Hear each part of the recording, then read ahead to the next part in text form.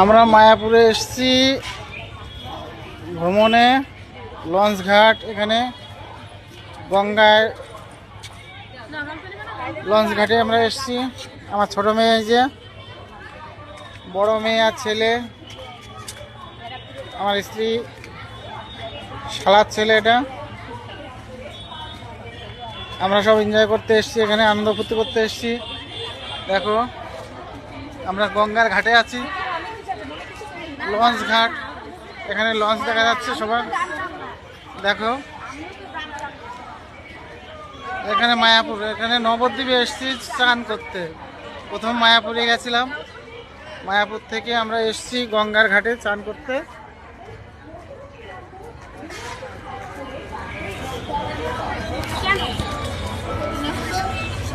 এখানে লঞ্চ আছে, দেখো সবাই এখানে আছে আমাদের গঙ্গার ঘাটে সবাই চান করছে। দেখো লঞ্চটা দাঁড়িয়ে আছে। হ্যাঁ যাও।